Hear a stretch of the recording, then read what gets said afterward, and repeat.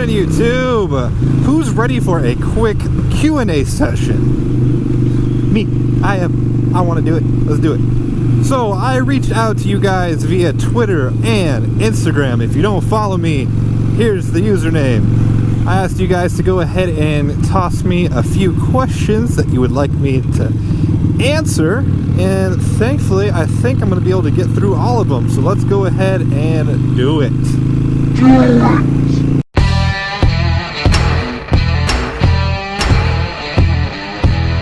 Chef_Quinny asked, what's your dream bike? This was also asked by Tiny, aka Hammy, and Professional_Lemon. So the first question, pretty much the laziest Q&A question you could ask a motovlogger. What is your dream bike? This one is kind of hard for me, honestly, because I like so many different varieties and styles of motorcycles that it's hard to just pick one. It would have to be the Triumph Speed Triple. I love the way that bike looks. I love the way the bike sounds. That would probably have to be my dream bike as of right now. At Spectre223 asked 4 questions. Money, no object. Dream one bike garage. Alright, so the way I took this question is that basically I took it as if you could only have one bike for the rest of your life type thing. Like, and if I could only have one bike, like only one, it would have to be something like a Africa Twin or one of the BMW Dual Sport, something like that. I'd have to have something with a lot of power. I'd have to have something with touring capabilities to go cross country. I would have to have something that could go off-road. I'd have to have pretty much just your all-around style bike if I could only have one bike. Where would you like to ride/tour that you haven't? One place that I would love to go ride would be Colorado.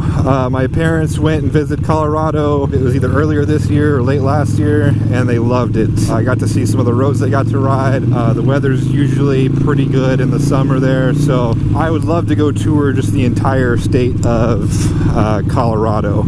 Planned mods to the current bike. Now, I don't want to answer this question just because this bike is getting a makeover, rebuild this coming winter. I don't want to give away the details because I kind of want it to be like a secret surprise, so there's definitely stuff planned, but I'm not going to answer that question for that reason. Girlfriend 2-up versus girlfriend on her own bike. I'm going to have to say girlfriend on her own bike. I'm going to throw in some factors here. If I had something bigger like a Ultra Glide, Street Glide, something like that, I probably wouldn't mind it as much, but with this small of a bike, riding 2-up can get kind of uncomfortable after a while. At Brooks_BRNSN asked, would you ever consider riding a real bike?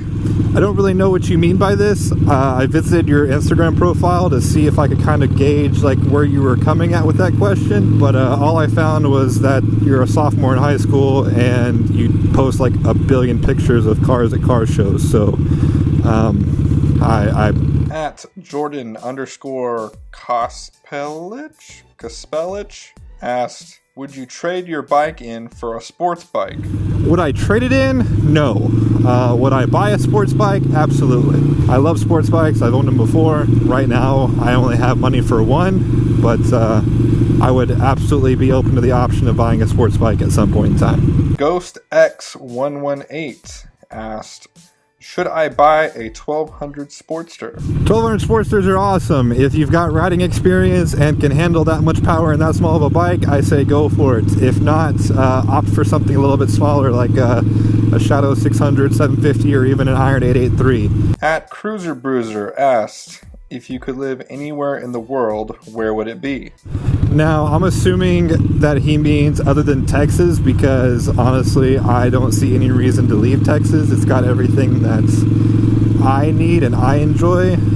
So I guess if I absolutely had to leave Texas, I would probably go to like northern New Mexico, southern Colorado, somewhere in that area, possibly even like southern Nevada or northern Arizona, somewhere in that is that the Four Corners region? I don't know, somewhere in that area of the United States. I definitely would never go east. I know you're from east, but I've traveled pretty much the entire southeast coast, but as far as living, I'd have to go like northern New Mexico, somewhere around there.